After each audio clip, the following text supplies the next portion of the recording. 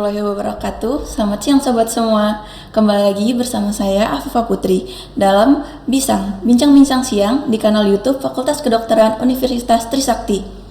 Seperti biasa, saya Afifa bakal nemenin sobat selama kurang lebih 20 menit ke depan. Yang ditemani dengan narasumber kita yaitu seorang dokter spesialis ilmu kesehatan anak yang handal dan ramah, yaitu Dr. Natalia Ningrum, spesialis anak. Beliau merupakan lulusan Universitas Trisakti dan juga alumni dari Universitas Indonesia.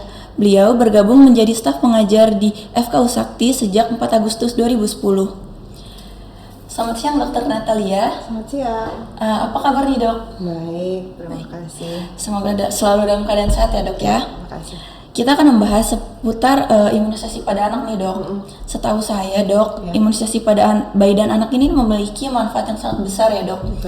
Imunisasi itu merupakan suatu upaya dari pemerintah yang bertujuan untuk mencegah meningkatnya angka kesakitan pada penyakit tertentu yang beresiko pada bayi dan anak. Program imunisasi merupakan langkah untuk mencegah penyakit menular dengan cara memberikan vaksin pada seseorang sehingga tubuhnya resisten terhadap penyakit tertentu. Nah, di masyarakat dan saya sendiri pun sering bertanya-tanya nih dok seputar imunisasi pada anak. Yang pertama itu ada pertanyaan, apakah benar dok imunisasi itu penting dan bermanfaat?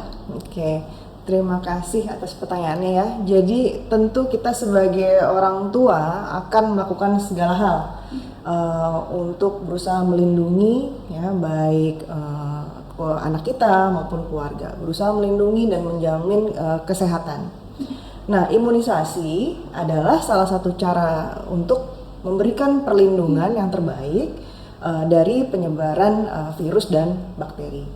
Nah, tadi sebelumnya sebenarnya sudah disebutkan ya, tadi ada yang bahasanya vaksinasi, kemudian ada imunisasi. Mungkin sobat ada yang mungkin bingung, mungkin saya akan mencoba untuk menjelaskan bahwa vaksinasi itu awalnya dari kata vaksin ya. Vaksin adalah suatu bahan yang berisi antigen, itu bisa virus maupun bakteri yang sudah dilemahkan, sehingga saat masuk ke dalam tubuh kita dia akan merangsang sistem imun atau kekebalan tubuh dan tidak menimbulkan penyakit. Nah, vaksinasi sendiri adalah suatu proses pemberian vaksin ya, bisa melalui suntikan maupun bisa melalui mulut secara oral. Nah, hal ini bertujuan untuk meningkatkan sistem imun atau produksi antibodi kita guna menyangkal virus atau bakteri penyakit tertentu tadi yang sudah disebutkan gitu ya. Sedangkan imunisasi sendiri adalah suatu proses untuk membuat seseorang menjadi kebal terhadap suatu penyakit. Jadi tidak perlu dipusingkan, tapi sebenarnya hampir sama. Ya, mungkin itu yang saya jelaskan. Baik. Wah, terima kasih dokter Natalia.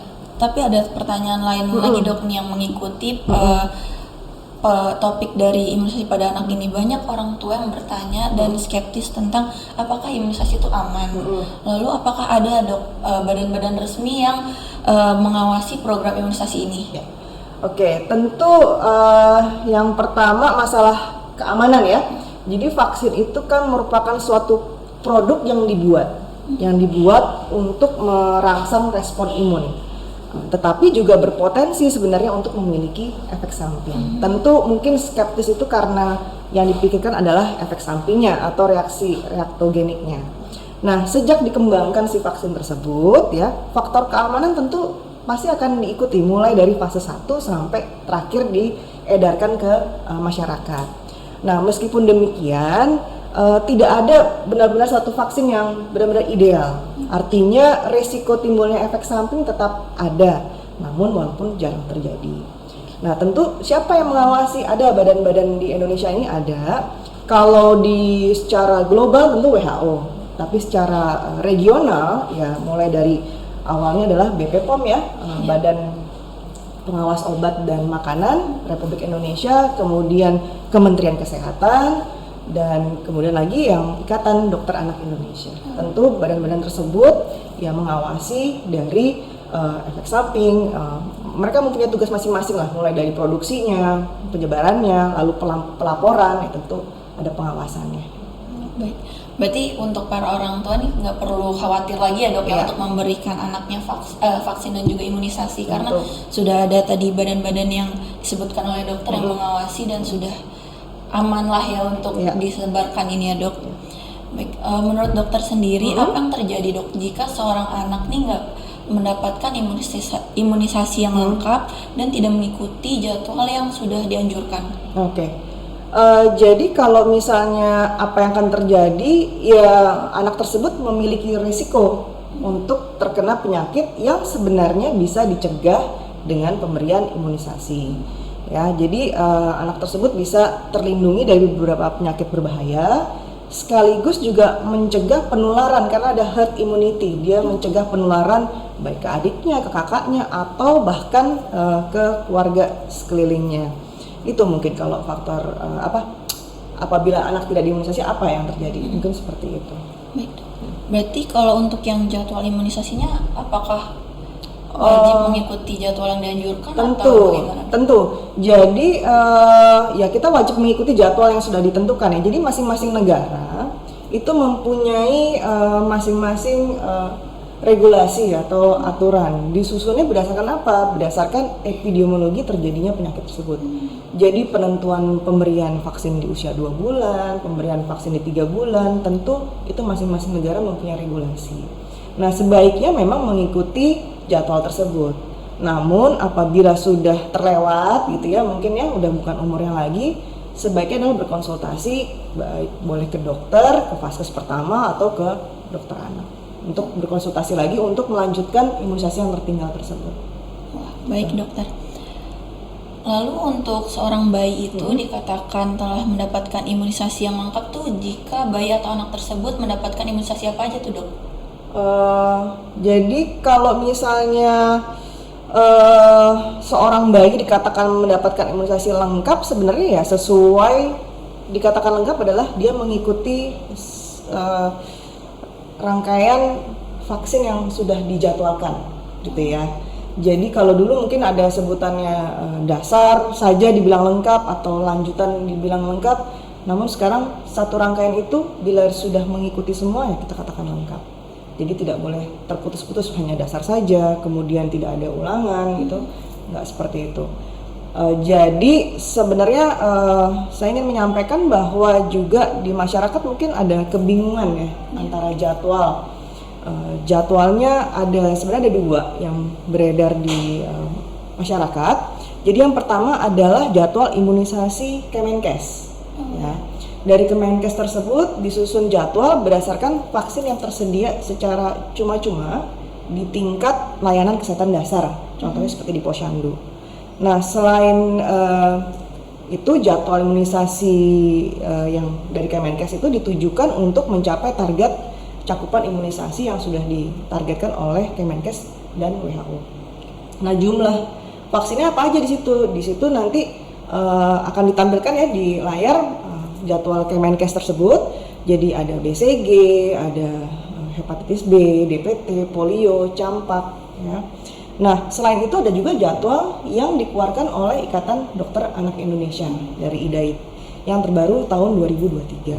Di sisi lain, jadwal imunisasi IDAI ini disusun untuk kepentingan paling optimal dari setiap anak di Indonesia, ya, sehingga menyebutkan seluruh vaksin yang tersedia di Indonesia, ya, yang mungkin tidak tersedia secara cuma-cuma oleh pemerintah. Jadi seandainya masyarakat ingin melengkapi vaksin, ya mungkin tersedianya di praktek-praktek swasta, gitu.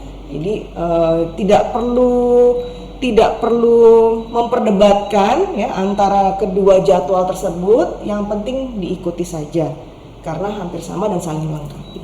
Baik. Gitu. Berarti yang utama sebenarnya ikuti yang secara cuma-cuma dulu saja nggak boleh karena tidak ada perbedaan untuk yang seperti itu. Cuman kalau yang dari jadwal IDAI tentu hanya melengkapi karena ada beberapa vaksin contohnya gitu ya, misalnya kayak vaksin dengue itu atau Japanese encephalitis itu tidak diberikan secara cuma-cuma. Namun kami mesti tersedia di Indonesia ini ada vaksin tersebut gitu. Dan kalau tidak ada masalah, tidak ada kendala ya boleh diberikan. Itu. Baik dokter, tadi dokter kan sudah menyebutkan beberapa jenis vaksin ya dok ya. Itu kira-kira penyakit apa aja sih dok yang bisa dicegah dengan dilakukannya imunisasi ini? Ya, ada banyak penyakit yang bisa dicegah ya. Jadi kalau saya sebutkan bisa mulai dari BCG, polio, penyakit polio, difteri, pertusis, tetanus, campak, infeksi rotavirus, ya, infeksi pneumokokus, kemudian infeksi Japanese encephalitis, dengue, ya, typhoid, terus kemudian human papillomavirus itu ada vaksinnya. Jadi banyak ya. Iya. Sebenarnya bisa dibaca-baca atau mungkin dilihat di jadwal imunisasinya. Baik dokter. Wah ternyata sangat banyak ya sobat ini penyakit yang bisa dicegah dengan vaksinasi dan imunisasi ini. Dan informasi itu sebenarnya bisa kita cari juga ya di internet gitu ya, bisa kita lihat sumbernya juga bisa kita lihat dari Kemenkes, bisa juga dari Ikatan Dokter Anak Indonesia mengenai vaksin. Sobat-sobat semua bisa mulai mengakses dari sekarang, mungkin dibuka internetnya, bisa dicari di Kemenkes di mungkin keywordnya imunisasi pada anak, mungkin nanti ada tampil jadwalnya. Ada tampil jadwalnya. Baik. Nah, apakah anak-anak ini harus divaksin dalam keadaan apapun atau apakah ada keadaan seorang anak yang tidak boleh divaksin gitu? Ya. Tentu ada di setiap tindakan ya, sebenarnya dalam setiap tindakan kedokteran itu ada kapan boleh dilakukan atau indikasi ya, kemudian kapan tidak boleh dikerjakan atau kontraindikasi. Ya tentu yang boleh dikerjakan adalah anak-anak yang memang usianya sudah optimal untuk dikerjakan imunisasi sesuai dengan jadwal tersebut. Karena ada beberapa vaksin yang diberikannya mulai di usia 9 bulan. Tentu tidak bisa diberikan di usia 2 bulan karena diberikannya di 9 bulan. Ya, jadi secara garis besar kapan anak itu boleh divaksin? Kalau anak itu sehat. Anak itu sehat berarti tidak ada keluhan yang berat ya, seperti keluhan demam, batuk, pilek yang berat. Namun semua itu penilaian nanti kan sebelum kita lakukan vaksinasi tentu akan dinilai dulu oleh tenaga kesehatan pasien mana yang layak untuk divaksin. Jadi secara garis besar anak itu sehat, kemudian sudah memenuhi syarat untuk sesuai usianya untuk diberikan vaksin. Nah tentu kapan anak itu tidak boleh diimunisasi atau divaksin gitu ya? Ya tentu kalau anaknya sakit atau tidak memenuhi kriteria untuk masuk ke dalam usia vaksinasi tersebut. Gitu. Berarti kalau misalnya sudah terlewat seperti itu, apakah memang sudah terlewat saja vaksinnya atau bisa diganti dengan vaksin yang lain tuh dok? Ya ada beberapa vaksin yang memang punya batas usia tertentu yang sudah tidak bisa diberikan lagi. Namun ada juga vaksin yang bisa kita catch up atau kita kejar. Artinya bila dia terhambat pada saat usianya sesuai, tapi ternyata anak itu sakit sehingga tidak bisa melakukan vaksinasi, kita akan memberikannya setelah anak itu sehat. Gitu. Intinya adalah berkonsultasi gitu ya. Jadi kalau misalnya banyak jadwal yang terlambat, berkonsultasilah dengan dokter sehingga bisa disusun lagi jadwalnya, namanya kejar imunisasi. Gitu. Nah dok, di mana aja sih dok imunisasi ini bisa dilakukan? Apakah hanya bisa di rumah sakit atau bisa di mana lagi nih dok? Oke. Jadi imunisasi bisa dikerjakan mulai dari vaskes yang utama yang paling bawah gitu ya, mulai dari posyandu. Posyandu itu dikerjakannya tidak di puskesmas, tidak di rumah sakit, tapi posyandu dikerjakan bisa di rumah warga atau di tempat balai desa gitu ya, kumpulan di beberapa posyandu. Nah di posyandu itu selain pemberian imunisasi, tentu kita juga pengukuran berat badan, kemudian pemberian kapsul vitamin A, atau memberikan makanan tambahan itu di posyandu. Jadi bisa dikerjakan di posyandu. Kalau di posyandu tidak diadakan, bisa ke puskesmas. Puskesmas tidak bisa di RS tipe A, tipe B atau tipe C. Kalau misalnya masih nggak bisa juga ya bisa ke rumah sakit swasta. Baik dokter. Nah biasanya nih dok, para orang tua nih suka khawatir gitu ya dok, karena anaknya kalau misalnya habis divaksin nangis, anaknya habis divaksin malah jadi demam, sakit. Itu apakah memang efek sampingnya seperti itu atau bagaimana dok? Oke, ya banyak sekali ya, jadi banyak sekali orang tua jadinya ragu mungkin ya untuk memberikan imunisasi kepada anaknya karena masalah efek samping.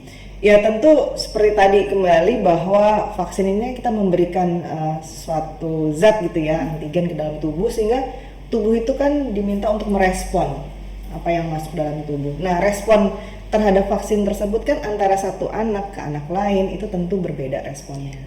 Nah, respon itulah yang dianggap sebagai efek samping. Tentu efek samping itu ada yang sifatnya lokal ya di sekitar tempat suntikan, ada yang sistemik artinya seluruh tubuh. Kemudian efek samping itu ada yang sifatnya mungkin ringan atau yang berat, nanti diklasifikasikan. Ya, kita penting sekali untuk mengedukasi atau memberikan informasi kepada orang tua apa sih yang mungkin terjadi setelah anak itu diimunisasi. Yang paling sering mungkin nyeri ya. Tentu ya, apapun yang kita suntikkan tentu nyeri di tempat lokasi atau bengkak atau kemerahan. Itu mungkin dari yang ringan. Yang berat seperti apa? Ya reaksi alergi berat, bisa sampai shock anafilaktik, pingsan gitu ya, atau bisa yang lain. Tapi tidak perlu khawatir karena kita ada pelaporannya. Jadi itu namanya semua adalah kejadian ikut pasca imunisasi. Jadi apapun yang terjadi setelah imunisasi bisa dilaporkan. Baik dilaporkan ke institusi atau ke dokter yang merawat gitu ya. Nanti akan dibuatkan pelaporan namanya KIPI, kejadian ikutan pasca imunisasi. Gitu. Nanti kalau misalnya memang berat dan perlu untuk tindak lanjut, nanti akan ada timnya untuk menelusuri. Gitu. Jadi sebenarnya tidak perlu khawatir untuk melakukan imunisasi. Berarti kalau misalnya timbul efek samping itu cukup dilaporkan saja kepada dokter dan juga institusinya ya dok? Iya. Dan biasanya sih memang setelah melakukan imunisasi akan ada edukasi atau konsultasi gitu ya, apa yang perlu dikerjakan setelah anak itu diimunisasi. Misalnya kalau imunisasi itu bisa menimbulkan demam, maka diberikan obat demam. Kemudian kalau nyeri ya bisa dilakukan secara lokal pengkompresan gitu. Mungkin itu. Baik dokter. Nah berarti sobat-sobat semua, terkhususnya orang tua yang memiliki anak-anak nih, nggak perlu khawatir lagi. Sudah dijelaskan oleh dokter Natalia tadi bahwa efek samping seperti itu tuh wajar ya dok ya, dan memang mayoritas tuh akan timbul bisa enggak efek ya. sampingnya seperti itu. Jadi cukup jika timbul efek samping itu dilaporkan saja teman-teman ke institusi tempat dilakukannya imunisasi atau ke dokter yang melakukan imunisasi. Wah, begitu ya sobat, penjelasan dari dokter Natalia sudah sangat jelas dan lengkap sekali nih. Akhir kata, terima kasih banyak dokter. Sama-sama. Demikian penjelasan dari dokter Natalia, semoga dapat memberikan informasi dan manfaat untuk sobat semua, yaitu pemberian vaksin dan imunisasi dasar lengkap untuk anak perlu diperhatikan oleh orang tua. Sebab imunisasi dasar adalah salah satu upaya untuk membentuk kekebalan tubuh anak guna mencegah penularan penyakit berbahaya, wabah, serta membantu anak tidak mudah sakit. Imunisasi dasar lengkap terdiri dari beberapa jenis vaksin seperti polio, BCG, DPT, dan lainnya. Bisa dilihat tadi di jadwalnya atau bisa langsung dicari di internet masing-masing di Google atau di media sosial Kemenkes dan Ikatan Dokter Anak Indonesia. Bisa dilihat sendiri ya teman-teman. Imunisasi tersebut pun harus diberikan sesuai dengan jadwal yang telah ditentukan oleh Kemenkes dan Ikatan Dokter Anak Indonesia agar tidak terlewat. Sebagai informasi, FK Sakti merupakan FK swasta terakreditasi A yang terletak di Jalan Kyai Tapa, Grogol, Jakarta Barat. Sebelum menutup mungkin saya izin untuk berpantun ya dokter. Silakan.